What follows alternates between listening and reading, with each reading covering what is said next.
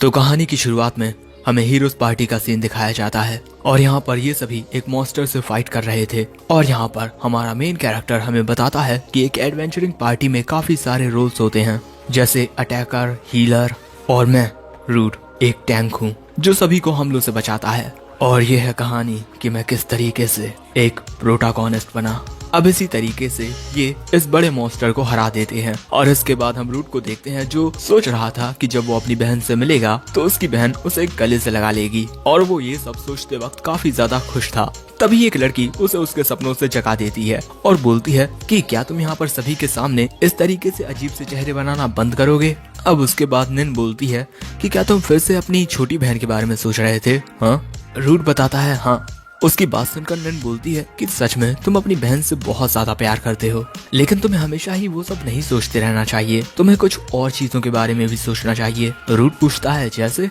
None बोलती है जैसे रोमांस, और वो ये बोलते हुए शर्मा रही थी, जिस पर रूट बोलता है लेकिन मैनीसिया से ज्यादा क्यूट तो कोई है ही नहीं, जिस पर नन गुस्से में बोलती है कि मैं यहाँ पर सीरियस बात कर रही हूँ। रूट बोलता है कि मैं भी सीरियस हूँ, मेरी बहन को एक ऐसी बीमारी है जो ठीक नहीं हो सकती, इसी वजह से मैं उस सीक्रेट ट्रेजर को ढूंढने की कोशिश कर रहा हूँ जो मेरी एक विश को पूरा कर सकता है। लेकिन कल मैंने जिस तरीके से काम किया है मुझे तो ये नामुमकिन लगता है। सो तभी नन बोलती है कि ऐसा नहीं है, तुमने हमारे टैंक के रूप में बहुत बढ़िया काम किया, तुमने उस मॉन्स्टर के खतरनाक हमलों को झेला, तुम्हारी शील्ड और तुम कमाल के हो। जिस पर रूट बोलता है कि मेरी शील्ड की ताकत दिन ब दिन कम होती जा रही है और इसके अलावा मुझे काफी ज्यादा चोटें भी लगती हैं और उन चोटों को हमेशा तुम्हें हील करना पड़ता है, मुझे इसके लिए भी माफ कर देना। जिस पर नन बोलती है कि आखिर तुम ये सब क्या बोल रहे हो, हम आज जहाँ भी हैं वो तुम्हारी वजह से हैं, और इसके अलावा तुम हमेशा मुझे प्रोटेक्ट करते हो, और तुम्हारी एब्जॉर्ब शील्ड की वैल्यू 9999 है, जो कि अब तक की सबसे ज्यादा हाईएस्ट शील्ड पावर है।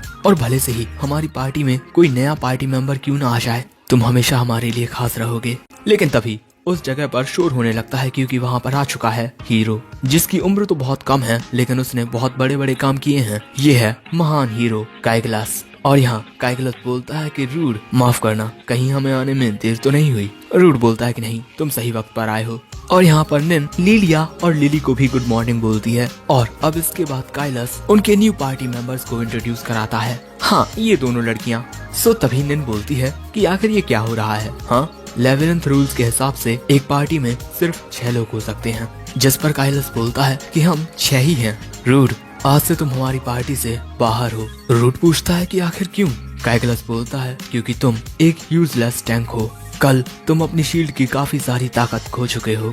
सो तभी नन बोलती है कि ये दुश्मनों के हमलों को रोक रहा था और इसकी शील्ड के कमजोर होने की वजह कुछ और होगी। सो तभी काइग्लास बोलता है कि इसकी कुछ स्किल्स तो बिल्कुल बेकार हैं, जिनका कुछ यूज भी नहीं है। जिस पर नन बोलती है कि मैं मानती हूँ कि सभी स्किल्स अच्छी नहीं होती, लेकिन हम ये नहीं जानते कि उसकी शील्ड की कमजोर होने की असली वजह यही है। सो काइग्लास बोलता है लेकिन कल इसकी इसी कमजोरी की वजह से हम मारे जा सकते थे, और ये वजह इसको बाहर निकालने के लिए काफी है। और इसके अलावा ये जो नए मेंबर्स हैं ये आज के टाइम पर काफी ज्यादा पॉपुलर टैंक्स हैं, ना कि तुम्हारी तरह जिसकी ताकत दिन ब दिन कम होती जा रही है। तो ज्यादा बातों को ना बढ़ाते हुए शॉर्ट में तुम्हें बता दूं कि तुम बाहर हो चुके हो। और यहाँ हम देखते हैं कि बेचारा रूड काफी ज्यादा उदास हो जाता है, इस वजह से नहीं कि काइग्लास उसे बाहर निकालना चाहता है, बल्कि इस वजह से कि निन के अलावा कोई भी उसकी परवाह नहीं करता। इसी वजह से वो बाहर निकलने के लिए तैयार हो जाता है और इसके बाद रूड अब वहाँ से जाने लगता है। लेकिन तभी काइग्लास उसे रोकते हुए बोलता है कि कल तुम्हारी वजह से हमें कोई भी प्रॉफिट नहीं हुआ, और वो उससे उसकी तलवार ले लेता है और बोलता है कि तुम एक इनकम्पिटेंट टैंक हो जो अपनी एब्जॉर्ब शील्ड को बस वेस्ट कर रहा है। अब इसके बाद काइग्लास वहाँ से जाने लगता है और यहाँ लिली बोलती है हमें पता है कि तुम कम्पिटेंट हो, वेल गुड लक। कितनी बेकार लड़कियां हैं, है ना। रूड इन सबको बचाता रहा और आखिर में टाटा बाय बाय। लेकिन निन ऐसी नहीं है। सो अब निन को देखकर रूड बोलता है कि माफ करना, तुमने मुझे अपनी पार्टी में इनवाइट किया था लेकिन मैं इतना ज्यादा ताकतवर नहीं था। निन रोते हुए बोलती है कि नहीं, ऐसा नहीं है। रूड, क्या तुम सच में मुझे छोड़कर जा रहे हो। सो तभी रूड निन से बोलता है कि मैंने तुम्हें उस टाउन के बारे में बताया है ना, जहाँ मैं अपनी बहन के साथ रहता था। निन बोलती है एवांसिया, है ना। रूड बोलता है कि मुझसे वहाँ मिलने जरूर आना, क्योंकि अब मैं वहाँ पर अपनी बहन के साथ रहने वाला हूँ। रूड बोलता है कि मुझसे वहाँ मिलने जरूर आना, क्योंकि अब मैं वहाँ पर अपनी बहन के साथ रहने वाला हूँ। सो हम किसी दिन फिर से मिल सकेंगे। निन बोलती है कि ठीक है, लेकिन तुम ये मत समझना कि मैं तुम्हें मिस करूंगी। रूट बोलता है कि मैं जानता हूँ, वैसे मैं उस दिन का इंतजार करूंगा जब हम फिर मिल पाएंगे। अब इसके बाद हमें शाम के वक्त का सीन दिखाया जाता है, जहाँ पर हम रूट को अकेला बैठा हुआ देखते हैं और वो काइग्लस की बातों को ही सोच रहा था कि कहीं काइग्लस सच तो नहीं बोल रहा था, मेरी स्किल्स मेरी शील्ड को कमजोर तो नहीं कर रही। लेकिन अब मैं क्या करूं, मैं ऐसे ही तो एवांसिया नहीं जा सकता। लेकिन तभी वो कुछ दूसरे एडवेंचरर्स की बातें सुनता है और वो लोग कुरास जाने की बात कर रहे थे, लेकिन इस सफर में उन्हें थोड़ी दिक्कत हो सकती है क्योंकि वो लोग सिर्फ डी रैंक एडवेंचरिंग पार्टी हैं। उनकी बात सुनकर रूट सोचता है कि उसका टाउन एवांसिया तो बीच रास्ते में आता है। इसी वजह से वो उनके पास जाकर बोलता है, क्या मैं तुम सभी को इस जॉब में ज्वाइन कर सकता हूँ, और इसके लिए मैं तुमसे पैसे भी नहीं लूंगा। सो तभी ये लड़का रूट से उसकी रैंक पूछता है। रूट सोचता है कि मेरी रैंक तो असल में F रैंक है, आखिर मैं इन सभी से क्या कहूँ। लेकिन तभी ये लड़की बोलती है कि अरे अभी मुझे याद आया कि तुम तो हीरोज पार्टी में हो, है ना। और जैसे ही ये बात ये दोनों सुनते हैं, वो सभी खुशी खुशी रूट को उनके सफर में ज्वाइन करने के लिए राजी हो जाते हैं। रूट उन्हें सच बताने की कोशिश करता है, लेकिन तभी वहाँ पर वो बुढ़ा आ जाता है जो इन्हें कुरास तक लेकर जाएगा अपनी घोड़ा गाड़ी में। अब इसके बाद ये सभी रूट से उसका नाम पूछते हैं और रूट उन्हें अपना नाम बता देता है। अब इसके बाद ये सभी घोड़ा गाड़ी में बैठकर आगे बढ़ जाते हैं और यहाँ रूट सोच रहा था कि मैं इन सभी को अपनी रैंक नहीं बता पाया। मुझे ऐसा लग रहा है जैसे मैंने इन सभी को ट्रिक किया हो, लेकिन मैं आखिर अब क्या ही कर सकता हूँ। कुरास पहुँचने तक मैं इस घोड़ा गाड़ी की हिफाजत करूंगा। अब इसके बाद ये सभी रात में खाना खाने को रुकते हैं और उसके बाद बड़े आराम से सोते भी हैं। अपने रास्ते में आने वाले छोटे छोटे जानवरों को मारते भी हैं और ऐसे ही आगे बढ़ते रहते हैं। अब ऐसे ही ये लोग रात में आगे बढ़ रहे थे, लेकिन चारों ओर काफी ज्यादा धुंध फैल रही थी। ये बुढ़ा यहाँ पर रूट से पूछता है कि क्या यहाँ पर हमें रुकना चाहिए। रूट बोलता है कि नहीं, हमें जल्द से जल्द कुरास पहुँचना होगा। और वो अपने मन में बोलता है कि जब तक हम लोग कुरास नहीं पहुंचते, मुझे हर एक चीज पर बारीकी से नजर रखनी होगी ताकि कोई हम पर हमला ना कर दे। और तभी रूट को कुछ महसूस होता है, इसी वजह से वो घोड़ा गाड़ी रोकने को बोलता है। ये लड़का पूछता है कि क्यों, क्या हुआ, सामने कोई मॉन्स्टर है। रूट बोलता है कि ये बैंडेट्स भी हो सकते हैं, इसी वजह से यहीं पर रहना। और अब रूट ये चेक करने के लिए जाता है कि उनके सामने कौन है। धुंध में हमें एक परछाई दिखाई देती है और इसके बाद जैसे ही धुंध हटती है, रात की चांदनी में रूट को एक लड़की दिखाई देती है जो कि काफी ज्यादा प्यारी थी। और इस लड़की के अलावा रूट को यहाँ पर और कोई सेंस नहीं होता, जिससे वो समझ जाता है कि ये कोई जाल नहीं है। इसके बाद रूट उस लड़की से पूछता है कि तुम ठीक तो हो ना, लेकिन वो लड़की काफी ज्यादा डरी हुई थी। सो रूट बोलता है कि डरो मत, मैं तुम्हें नुकसान नहीं पहुंचाऊंगा, क्या तुम खड़ी हो सकती हो। लेकिन तभी हवा का एक झोंका चलता है, जिससे रूट समझ जाता है कि ये लड़की इस एक फटे हुए कपड़े के अलावा कुछ और नहीं पहने हुए हैं। लेकिन तभी रूट को इस लड़की के सीने में एक मैजिक स्टोन दिखाई देता है और इससे पहले कि रूट कुछ और सोच पाता, वो देखता है कि उनके सामने एक काफी बड़ा फॉरेस्ट स्नेक है और इस वजह से ये सभी काफी ज्यादा घबरा जाते हैं। रूट उस बच्ची से छुप जाने को बोलता है और तभी ये बुढ़ा बताता है कि इस सांप का जहर बहुत ज्यादा जहरीला होता है और ये सभी बोलते हैं कि हम इसे नहीं हरा पाएंगे, हम यहाँ पर मरने वाले हैं। और अगले ही पल में ये फॉरेस्ट स्नेक उन पर हमला करने के लिए उनकी ओर बढ़ने लगता है। लेकिन तभी रूट बोलता है कि मेरी तरफ देखो फॉरेस्ट स्नेक, और वो अपनी स्किल का यूज करके इस मॉन्स्टर का ध्यान अपनी ओर खींच लेता है। और इसके बाद ये फॉरेस्ट स्नेक अपने पॉइजन से रूट पर हमला करता है, लेकिन रूट अपनी शील्ड की वजह से बच जाता है। लेकिन जहर के कुछ छींटे रूट की बॉडी पर पड़ जाते हैं, लेकिन इसका रूट पर कुछ असर नहीं होता क्योंकि रूट की एक स्किल उसे इन सब स्टेटस इफेक्ट से प्रोटेक्ट करती है। और यहाँ रूट इन सभी से बोलता है कि मैं इसका ध्यान खींचता हूँ, तुम सभी इस पर हमला करो। लेकिन ये सभी काफी ज्यादा डरे हुए थे और उसी टाइम पर ये फॉरेस्ट स्नेक रूट पर हमला करके उसे दूर फेंक देता है और यहाँ पर रूट शायद से हारने वाला है। लेकिन तभी वो अपनी बहन के बारे में सोचता है जो उसके बिना बिल्कुल अकेली पड़ जाएगी और इसी वजह से वो डिसाइड करता है कि मैं यहाँ पर नहीं मरूंगा। और इसके बाद रूट इन सब से बोलता है कि मेरे पास इस वक्त मेरी तलवार नहीं है, इसी वजह से तुम सबको इसे खत्म करना होगा, हम सभी को एक साथ मिलकर काम करना होगा। और इसके बाद ये तीनों भी लड़ने के लिए तैयार हो जाते हैं और तभी रूट इस फॉरेस्ट स्नेक के एक हमले से बचते हुए बोलता है कि मैं इसके सभी हमलों से तुम सभी को बचाऊंगा, इसी वजह से एक साथ इस पर हमला करो। अब रूट की बातें सुनकर इन सभी में जोश आ जाता है और ये सभी एक साथ इस मॉन्स्टर पर हमला करते हैं, जिस वजह से इस मॉन्स्टर को थोड़ा डैमेज लगता है। लेकिन तभी ये बुढ़ा उस फॉरेस्ट स्नेक को देखकर बोलता है कि ये अपना जानलेवा हमला करने वाला है और वो फॉरेस्ट स्नेक ये हमला करता है रूट के ऊपर। रूट उसके हमले को देखकर पीछे नहीं हटता, बल्कि वो अपनी शील्ड को आगे लगाकर उसके जानलेवा हमले का सामना करता है। और इसके बाद हम देखते हैं कि रूड उस फॉरेस्ट स्नेक के जानलेवा हमले को झेल जाता है। और इसके बाद ये तीनों एक साथ इस फॉरेस्ट स्नेक पर अपने अपने पावरफुल अटैक से हमला करते हैं और इसके बाद ये फॉरेस्ट स्नेक मारा जाता है। इन सभी ने एक साथ मिलकर एक इतने बड़े फॉरेस्ट स्नेक को हरा दिया है। और इसके बाद ये सभी बोलते हैं कि हम इसे आपकी मदद से हरा पाए हैं मिस्टर रूड। रूड बोलता है कि हम इसे इसी वजह से हरा पाए हैं क्योंकि हम सभी ने अपना अपना काम अच्छे से किया। इसके बाद रूड बोलता है कि तुम तीनों इस मॉन्स्टर को काट पीट लो, मैं उस लड़की से मिलकर आता हूँ। इसके बाद हम देखते हैं कि ये लड़की काफी ज्यादा सहमी हुई थी। रूड उसके पास आकर पूछता है कि तुम ठीक तो हो ना? वो बताती है कि हाँ। इसके बाद रूड पूछता है कि तुम उस मॉन्स्टर से भाग रही थी, है ना? वैसे अब तुम क्या करने वाली हो? क्या तुम कहीं जाने वाली हो? वो लड़की बताती है कि मेरे पास जाने के लिए कोई भी जगह नहीं है। सो अब रूड पूछता है तो क्या तुम मेरे साथ चलना चाहोगी? मैं अपने होम टाउन एवांसिया जा रहा हूँ। सो वो लड़की जाने के लिए खुशी खुशी राजी हो जाती है और उसके बाद वो रूड का हाथ थाम लेती है। लेकिन इसके बाद रूड बोलता है कि तुम इस तरीके के कपड़े पहने हुए तो वहाँ नहीं जा पाओगी। लेकिन तभी ये बुढ़ा रूड के पास आकर उसे एक प्यारी सी ड्रेस देता है एज ग्रेटिट्यूड।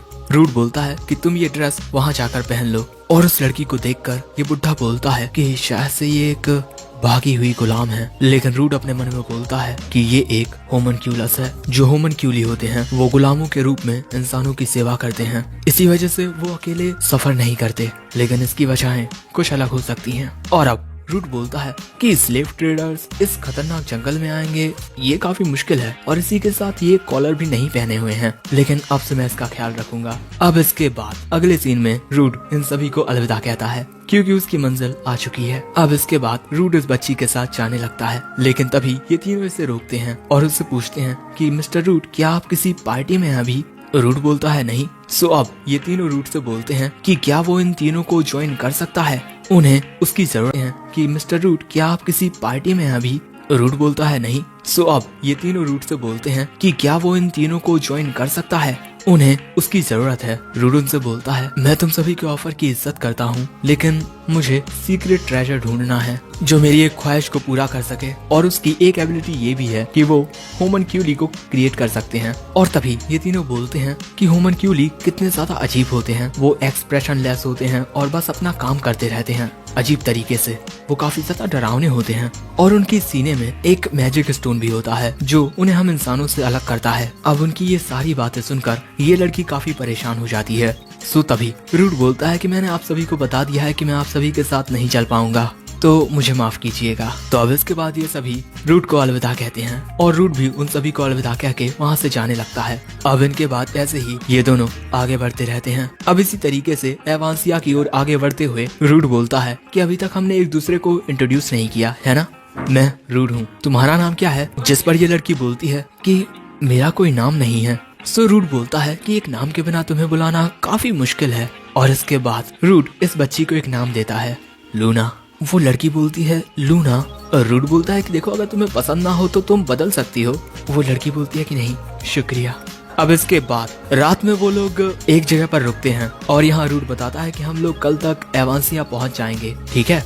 लेकिन तभी लूना को कुछ महसूस होता है। उसे कुछ भेड़िए दिखाई देते हैं और अचानक ही वो भेड़िए उन पर हमला कर देते हैं। सो तभी लूना सामने पड़ी हुई चाकू को उठाकर इन तीनों भेड़ियों को खत्म कर देती है। और उसको देखकर रूड सोचता है जैसा मैंने सोचा था, लूना एक इलीगली क्रिएटेड होमनक्यूलस है। इसके पास इच्छा और इमोशंस हैं जो दूसरे होमनक्यूली में नहीं होते। यहाँ तक कि ये लड़ाई भी कर सकती है। नॉर्मली इलीगल होमनक्यूली को खत्म कर दिया जाता है, लेकिन इसकी डरी हुई आंखें मुझे मैनिसिया की याद दिलाती हैं। इसी वजह से मैं इसे नहीं छोड़ सकता। अब इसके बाद जो लूना होती है वो रूड से माफी मांगती है कि मेरी वजह से कैंप टूट गया। रूड बोलता है कि चिंता मत करो, वैसे तो मुझे ये बताओ कि तुम अगर इतनी ज्यादा स्ट्रांग हो तो तुम तो उस फॉरेस्ट स्नेक को आसानी से हरा सकती थी, है ना? लूना पैनिक होते हुए बोलती है कि मैं मैजिक का यूज करने में काफी अच्छी हूँ, लेकिन मेरे पास कोई स्किल नहीं है। सो रूड पूछता है क्या तुम्हारे पास कोई मैजिक स्किल है? लूना बताती है कि उसके पास एक स्किल है जो मैजिक को एनहेंस करती है। रूट पूछता है और लूना बताती है उसके पास एक सपोर्ट स्किल भी है, आइडेंटिफाई। रूट बोलता है आइडेंटिफाई, लेकिन अगले ही पल में वो काफी ज्यादा शॉक्ड हो जाता है क्योंकि आइडेंटिफाई एक काफी ज्यादा रेयर स्किल है और ये स्किल सिर्फ एक ही पर्सन के पास है जो हमारे पड़ोसी राज्य में है। लेकिन मैंने सुना था कि वो कुछ साल पहले गुजर चुके हैं। इसका मतलब तुम इस दुनिया में मौजूद एक लौती ऐसी पर्सन हो जिसके पास ये स्किल है। लेकिन लूना को तो इस बात का पता ही नहीं था कि ये स्किल इतनी ज्यादा वैल्यूएबल है। अब इसके बाद रूट पूछता है कि लूना, क्या तुम मेरी स्किल को आइडेंटिफाई कर सकती हो? लूना बोलती है कि हाँ बिल्कुल, मेरा यही काम था। इसके बाद लूना रूट का हाथ पकड़ के उसकी स्किल्स को आइडेंटिफाई करने लगती है और बताती है कि रूट के पास 4 स्किल्स हैं। पहली प्रोवोक, जिससे आप अपने दुश्मन का ध्यान अपनी ओर खींच सकते हैं। दूसरा हेल्दी बॉडी, इससे आपका शरीर हमेशा स्वस्थ बना रहता है और आप पर किसी भी तरह के स्टेटस इफेक्ट का असर नहीं होता है। इन 2 स्किल्स के बारे में रूट को पहले से ही पता था, लेकिन अपनी बाकी की 2 स्किल्स के बारे में वो नहीं जानता। और अब लूना बताती है कि तीसरी स्किल है लाइफ कन्वर्जन। इससे आप उस ताकत का इस्तेमाल कर सकते हैं जो आपकी शील्ड एब्सॉर्ब करती है। और इससे रूट को समझ आता है कि कुछ स्किल्स आप तब तक एक्टिवेट नहीं कर सकते जब तक आप उन्हें समझ नहीं पाते। और आप चौथी स्किल के बारे में बताती है लूना, शील्ड ऑफ सैक्रिफाइस। इस स्किल का यूज करके आप अपनी एब्सॉर्ब हुई शील्ड की पावर को अपने साथियों को भी दे सकते हो, जिससे आपके साथियों की टफनेस और आपकी टफनेस काफी इंक्रीज हो जाएगी। सो तभी रूट पूछता है, तो इसका मतलब है कि मैं अपने साथियों के हमलों को खुद पर ले सकता हूँ? लूना बोलती है कि आपने सही समझा। तो अब रूट को एहसास होता है कि वो अपने साथियों पर होने वाले डैमेज को खुद पर ले रहा था, क्योंकि वो अपने साथियों को प्रोटेक्ट करने के लिए अपनी शील्ड का इस्तेमाल कर रहा था। और इसके बाद रूट हंसते हुए बोलता है कि मैं अपनी अननोन स्किल्स को लेकर काफी लंबे टाइम से काफी परेशान था। मैंने कभी सोचा नहीं था कि मेरी ये स्किल्स इतनी अच्छी होंगी। लूना, इन सब के लिए शुक्रिया। अब इसके बाद अगली सुबह ये लोग चलते हुए एवेंसिया टाउन तक पहुँच जाते हैं और आखिर में रूट हमसे बोलता है कि मेरी अननोन स्किल्स की वजह से मुझे पार्टी से निकाल दिया गया, लेकिन मेरे पास ऐसी स्किल्स हैं जिनसे मैं अपने साथियों को प्रोटेक्ट कर सकता हूँ। और अब मैं अपना सर उठाकर अपने घर वापस आ रहा हूँ, एवेंसिया, जहाँ पर मेरी बहन मेरा इंतजार कर रही है। और इसी नई सुबह के साथ हमारा ये एपिसोड एंड होता है। एपिसोड 2 की शुरुआत में हम देखते हैं कि रूट लूना के साथ एवेंसिया आ चुका था। एवेंसिया एक बहुत ही प्यारा गाँव होता है, लेकिन अगले ही पल में एक लड़की आकर रूट के सीने से लग जाती है। तभी एक और लड़की आकर रूट से कहती है, ओह, तो आज तुम वापस आ ही गए रूट। जिसके बाद वो रूट के ऊपर से इस दूसरी लड़की को हटाती है। और दोस्तों, इस छोटी लड़की का नाम मिलेना है। रूट पूछता है, तुम दोनों यहाँ क्या कर रही हो? मिलेना बताती है कि वो एक हथौड़ा खरीदने आई है और फीले पेट्रोलिंग कर रही है। और दोस्तों, हमें ये भी पता चलता है कि जब रूट अपनी बहन के पास नहीं होता तब फीले और मिलेना रूट की बहन का काफी ख्याल रखती हैं। तभी मिलेना पूछती है कि ये छोटी लड़की कौन है? वो बताता है कि इसका नाम लूना है। जब मैं आ रहा था तो मेरी इससे मुलाकात हुई। इसके पास रहने की कोई जगह नहीं है, इसीलिए मैं इसे अपने साथ ले आया। जिसके बाद मिलेना लूना से हेलो हाई करके उसे अपना नाम बताती है। फीले भी उसे अपना नाम बताकर कहती है कि मैं टाउन की सेना की सब लीडर हूँ। लेकिन दोस्तों, फीले बहुत ज्यादा शर्मीली है और यहाँ इतने अच्छे लोगों को देख लूना बहुत खुश होती है। जिसके बाद रूट अपने घर पर आता है। घर पर आते ही उसे खाने की खुशबू आती है। वो देखता है कि टेबल पर उसी के पसंद का सारा खाना रखा हुआ है। और तभी उसके सामने आती है उसकी बहन मैनीसिया। वेलकम बैक भैया। वैसे आपके साथ ये कौन है? रूट यहाँ पल भर के लिए बावरा हो जाता है और फिर वो उसे लूना के बारे में बताता है कि वो उसे मिली और फिर क्या क्या हुआ। और यहाँ रूट को अपनी बहन बहुत ही ज्यादा प्यारी लग रही है। जिसके बाद मैनीसिया कहती है, भैया आप इतने लंबे सफर से आए हैं, काफी थक गए होंगे, चलिए खाना खा लीजिए जब तक मैं आपकी पसंद का और भी खाना बनाती हूँ। रूट कहता है कि तुम्हें इतना काम करने की कोई जरूरत नहीं है, लेकिन मैनीसिया उसकी बात नहीं मानती। सो रूट कहता है, चलो ठीक है, अब हम एक साथ खाना बनाते हैं। पर तभी लूना रूट से मैनीसिया की हिलती हुई पोनी टेल के बारे में पूछती है। सो रूट बताता है कि मैनीसिया के बाल उसके इमोशंस के अकॉर्डिंग हिलते रहते हैं। साथ ही दोस्तों, मैनीसिया के पास एक ऐसी स्किल है जो उसे इंट्यूशन देती है। जैसे रूट के आने से पहले ही मैनीसिया को पता चल गया कि रूट आ रहा है। जिसके बाद रूट कहता है, तुमने आज मेरी पसंद का खाना बनाया है, ओ मेरी प्यारी बहना। मैनीसिया कहती है, भैया आप भी मेरी मदद कीजिए। जिसके बाद ये सभी खाना खाने के लिए बैठ जाते हैं। लेकिन दोस्तों, लूना को सही से चम्मच पकड़ना नहीं आता, क्योंकि गुलामों को सही तौर तरीके थोड़ी सिखाए जाते हैं। लेकिन इसके बाद हम देखते हैं कि मैनीसिया लूना को सही से चम्मच पकड़ना सिखाती है। साथ ही वो ये भी कहती है कि धीरे धीरे मैं तुम्हें सब कुछ सिखा दूंगी। और ये बात सुन लूना खुश हो जाती है। जिसके बाद हम देखते हैं कि रूट और मैनीसिया लूना को काफी सारी चीजें सिखाते हैं। फिर ऐसे ही कुछ दिन बाद लूना इनके लिए अपने हाथों से खाना बनाती है और लूना के हाथ का बना खाना रूट को बिल्कुल मैनीसिया के हाथ के बने खाने के जैसा ही लगता है। खाना खाने के बाद लूना कहती है, भैया क्यों ना आज के दिन हम लूना को टाउन में घुमाएं। रूट कहता है, हाँ क्यों नहीं, ये तो बहुत ही अच्छा आइडिया है। लेकिन ये बात सुन बेचारी लूना घबराने लगती है। जिसके बाद मैनीसिया लूना के लिए एक ड्रेस लेकर आती है, लेकिन इस ड्रेस को पहनना थोड़ा मुश्किल होता है। इसीलिए मैनीसिया लूना को ये ड्रेस पहनाने की कोशिश करती है, लेकिन लूना ये कहकर उस ड्रेस को लेकर दूसरे कमरे में चली जाती है कि वो खुद इसे पहन लेगी। और रूट तुरंत समझ जाता है कि लूना ने ऐसा क्यों किया, क्योंकि वो नहीं चाहती कि मैनीसिया को उसकी छाती में लगा वो मैजिक स्टोन दिख जाए। जिसके बाद हमें पता चलता है कि इस टाउन में कोई गिल्ड नहीं है, ना ही कोई चर्च, और यहाँ सिर्फ एक ब्लैकस्मिथ और एक अपोथेकेरी है। और यही सब रूट लूना को इस टाउन के बारे में बता रहा था। पर तभी वहाँ एक अंकल आ जाते हैं जो कि दोस्तों मिलेना के पिता हैं। वो रूट से कहते हैं, तो भाई कब बना रहे हो मुझे दादा। रूट कहता है, ऐसा कुछ नहीं होने वाला मिस्टर राइसल। जिसके बाद रूट इन्हें बताता है कि उससे उसकी मैजिक स्वॉर्ड ले ली गई है। तो अब मिस्टर राइसल रूट के लिए एक नया हथियार बनाएंगे, क्योंकि ये इस गांव के इकलौते ब्लैकस्मिथ हैं। अब इसके बाद रूट यहाँ से जाने ही वाला था कि तभी वो कहते हैं, हे तुम इन मोहतरमा को मॉन्स्टर्स फार्म दिखाने ले जाओ। जिसके बाद हमें पता चलता है कि मॉन्स्टर्स वेजिटेबल्स वो प्लांट्स होते हैं जो मॉन्स्टर्स के ऊपर ग्रो होते हैं और इन्हें उगने के लिए सिर्फ माना की जरूरत होती है। तभी वहाँ एक बच्चा आकर कहता है, मिस्टर रूट आप अपनी गर्लफ्रेंड के साथ आए हैं। रूट कहता है, ये मेरी गर्लफ्रेंड नहीं है बल्कि मेरी ट्रैवलिंग कंपेनियन है। साथ ही दोस्तों फीले ने इन बच्चों को बताया है कि रूट ने कभी कोई गर्लफ्रेंड नहीं बनाई, क्योंकि उसे अपनी बहन के अलावा कोई लड़की पसंद ही नहीं आती। पर तभी एक दादी आकर इन बच्चों पर गुस्सा करती हैं। लेकिन गुस्से की यह आवाजें सुन लूना को अपना दर्दनाक पास्ट याद आता है और वही याद कर लूना घबराने लगती है। पर लूना को देख दादी जी कहती हैं, ओह तो ये तुम्हारी गर्लफ्रेंड है। रूट कहता है नहीं। जिसके बाद हमें पता चलता है कि दादी जी इस टाउन की एकलौती अपोथेकेरी हैं, डॉक्टर कह सकते हो, और यही मैनीसिया का इलाज भी कर रही हैं। पर उनसे बात करते हुए लूना रूट के पीछे छिप जाती है और फिर दादी जी कहती हैं, काश मैं तुम्हारी और मदद कर पाती, लेकिन अब मेरी दवाइयों का उस पर कोई खास असर नहीं हो रहा। रूट कहता है, ऐसा मत बोलिए, आप पहले ही हमारे लिए बहुत कुछ कर रही हैं। जिसके बाद दादी लूना से कहती हैं, अगर तुम्हें कुछ भी चाहिए हो तो मेरी दुकान पर जरूर आना, और मैं बस कुछ स्पिनच को हार्वेस्ट करने के लिए जा रही हूँ, क्या तुम मेरे साथ आना चाहोगी।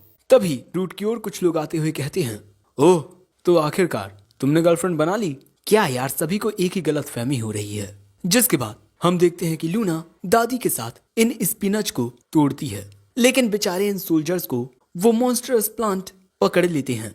लेकिन लूना यहाँ ये काम करके काफी खुश होती है। अब घर आते वक्त रूट कहता है, माफ करना, हर कोई तुम्हें मेरी गर्लफ्रेंड समझ रहा था। इस छोटे से टाउन में लोग एक दूसरे के रोमांस के ऊपर काफी नजरें रखते हैं, लेकिन सच कहूँ तो तुम बहुत प्यारी हो। अरे वो मेरे कहने का मतलब गलत मत समझना, वैसे ये ताजा फल कैसे हैं। लूना एक फल को खाकर कहती है, ये तो बहुत ही अच्छे हैं। जिसके बाद रूट पूछता है, हमारा ये गांव काफी छोटा है, लेकिन हाँ यहाँ के लोग एक दूसरे की बहुत परवाह करते हैं। वैसे तुम्हें हमारा गांव कैसा लगा लूना। लूना सब कुछ याद करते हुए कहती है कि इस गांव के सभी लोग बहुत प्यारे हैं और काश मैं इस गांव में हमेशा हमेशा के लिए रह पाती। और अगले ही पल में लूना रूट का हाथ अपने सीने पर रखकर कहती है, आप जानते हैं ना कि मेरी चेस्ट पर एक मैजिक स्टोन है। मैं एक इंसान नहीं हूँ, बल्कि मैं तो ब्रंकल्स राज्य के बगल में मौजूद राज्य में पैदा हुई एक होमनक्यूलस हूँ। मुझे लगा अगर मैं आपको ये बता दूंगी तो आप मुझे मार देंगे, लेकिन आपने मुझे बचाया था। मैं आपसे अब और ज्यादा झूठ नहीं बोल सकती। सो रूट कहता है, मुझे पहले से पता था कि तुम एक होमनक्यूलस हो। जब मैं तुमसे पहली बार मिला तब मैंने तुम्हारा मैजिक स्टोन देख लिया था। लूना पूछती है, तो फिर आपने मेरी मदद क्यों की। रूट बताता है, इस टाउन में आने से पहले मैं और मैनीसिया कचरे के ढेर के पास रहा करते, और उस वक्त मैंने अपनी बहन की आंखों में जो दर्द देखा वही दर्द मुझे तुम्हारी आंखों में दिखा, इसीलिए मैंने तुम्हारी मदद की। और अब मैं तुमसे पूछना चाहता हूँ, तुम किस तरह अपनी जिंदगी जीना चाहोगी, एक इंसान बनकर या एक होमनक्यूलस बनकर। लूना कहती है, पर मैं एक होमनक्यूली हूँ। रूट कहता है, किसने कहा कि होमनक्यूली इंसानों की तरह नहीं जी सकते? और तुम जानती हो, मैं मैनिसिया के इलाज के लिए एक ऐसी चीज की तलाश कर रहा हूँ जिसके बारे में मुझे ये तक नहीं पता कि वो एग्जिस्ट करती है या नहीं।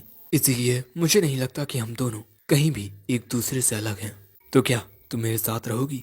अब ये बातें सुन लूना रूट को देख कहती है, मैं एक इंसान की तरह जीना चाहती हूँ। रूट कहता है, तो फिर ये एक नई शुरुआत होगी लूना। वो कहती है, हाँ ठीक है मास्टर। और रूट कहता है, अरे मुझे मास्टर मत बुलाओ। अब घर पर आकर लूना मैनिसिया से कहती है, मैं आपको कुछ बताना चाहती हूँ, मैं एक होमनक्यूलस हूँ। जो बात सुन मैनिसिया कहती है, मुझे लग ही रहा था कि तुम थोड़ी अलग हो, लेकिन फिर भी क्या तुम मेरी दोस्त बनी रहोगी? ये बात सुन लूना खुशी के मारे मैनिसिया के गले लग जाती है, जिसके बाद मैनिसिया मन में कहती है, भैया आप ये बात पहले से जानते थे ना, और इसीलिए आपने लूना की मदद की। आप हमेशा जरूरतमंद की मदद करते हैं। सच में आप मेरे बहुत प्यारे भाई हो। अगले सीन में हमें एक बड़ा मैंशन दिखाया जाता है और यहाँ साफ सफाई हो रही थी। इस साफ सफाई में मदद के लिए लूना और रूट भी आए हुए थे। तभी मैनिसिया इन सभी के लिए चाय लेकर आती है और मैनिसिया के हाथ की बनी चाय पीने के लिए सभी उसकी ओर दौड़ कर आते हैं। तभी लूना भी नोटिस करती है कि रूट वहां से गायब होकर चाय के लिए दौड़ चुका था। और फिर चाय पीने के बाद रूट कहता है, तुम्हारे हाथ की बनी चाय में तो जादू है मैनिसिया। तभी वहां मौजूद फीले कहती है, तुम्हें मैनिसिया जैसी बहन मिली, तुम तो बड़े किस्मत वाले हो। पर तभी रूट कहता है, अब तुम्हारी तबीयत कैसी है मैनिसिया? वो कहती है, मेरे हमेशा बीमार रहने से आपको बहुत दिक्कत होती है भैया। रूट कहता है, ये तुम क्या बोल रही हो? तुम और दिक्कत? अरे तुम मेरी प्यारी बहना हो। पर इसके बाद रूट कहता है, क्यों ना हम सभी एक मुकाबला करें। सबसे पहले रूट का सामना करने आती है फीले, और रूट यहाँ मुकाबला इसीलिए करना चाहता है ताकि वो अपनी नई स्किल्स को चेक कर सके। और इनका मैच देखने के लिए सब लोग वहाँ मौजूद थे। अब पहले हमला करने के लिए फीले आगे बढ़ती है। रूट अपनी शील्ड से उसके हमले को रोकता है, लेकिन फीले लगातार उसके ऊपर हमले करती रहती है। जिसके बाद मैनिसिया लूना को बताती है कि हमारे गांव में फीले और मेरे भाई ही सबसे ज्यादा होनहार फाइटर हैं, यहाँ तक कि उनकी स्किल्स शहर के एडवेंचरर्स तक को टक्कर देती हैं। तभी कुछ लोग फीले को चीयर करके कहते हैं, रूट को हरा दो फीले। जो देख लूना और मैनिसिया रूट को चीयर करते हैं, लेकिन यहाँ पल भर के लिए रूट का ध्यान भटक जाता है और मैनिसिया अब उस पर जो हमला करती है उससे रूट को डैमेज भी पहुंचता है। लेकिन इसके बाद जब मैनिसिया अगला हमला करने के लिए आती है तब रूट अपनी शील्ड की पावर का यूज करता है और फीले को इस बार काफी दूर फेंक देता है और रूट के इस हमले से फीले हार जाती है। वहाँ मौजूद लोग देखकर हैरान हो जाते हैं कि रूट पहले से कितना ज्यादा ताकतवर हो गया है। जिसके बाद फीले पूछती है, तुमने अभी अभी मुझ पर वो कौन सा हमला किया? रूट बताता है कि वो लाइफ कन्वर्जन था, उसके जरिए मेरी शील्ड पर जो पावर लगती है मैं उसे डेप्लेट कर सकता हूँ। हाँ, लेकिन मैं इसका यूज अभी ज्यादा देर तक नहीं कर सकता। फीले कहती है, लेकिन अब तुम पहले से काफी ज्यादा ताकतवर हो गए हो। रूट अपने मन में कहता है, अब तक मैं एक टैंक बनकर बस दूसरों को हमलों से बचा रहा था, लेकिन अब लाइफ कन्वर्जन की मदद से मैं हमले भी कर सकता हूँ। और दोस्तों, क्योंकि फीले हार चुकी है इसीलिए अब रूट का मुकाबला करने की हिम्मत कोई नहीं कर पाता। सभी वहाँ से खिसकने लगते हैं। यहाँ लूना कहती है कि मास्टर कितने अमेजिंग हैं, लेकिन यही देख मैनिसिया मन में कहती है, मैं अपने भाई के मुकाबले में कुछ नहीं हूँ। दोस्तों, बचपन में मैनिसिया को देख सभी लोग यही कहते कि इस बच्ची को एक ऐसी बीमारी है जो ठीक नहीं हो सकती, इसीलिए इसके माता पिता ने इसे छोड़ दिया और वो इसके भाई को जबरदस्ती यहाँ से खींच कर ले गए। और देखकर लगता नहीं कि ये ज्यादा लंबे वक्त तक जी पाएगी। लेकिन तभी वहाँ रूट आकर अपनी बहन को सीने से लगा लेता है और बस यही ख्वाब देखते हुए मैनिसिया की आंख खुल जाती है और फिर वो याद करने लगती है कि जब भी उसे मदद की जरूरत पड़ती उसका भाई हमेशा उसके लिए आता। लेकिन शायद मैं अपने भाई पर बोझ बन रही हूँ। अगर मैं ना होती तब वो अपनी जिंदगी और बेहतर तरीके से जी पाते और ज्यादा खुश होकर जी पाते। और दोस्तों, मैनिसिया के इसी बात को सोचते हुए ये एपिसोड यहीं एंड हो जाता है।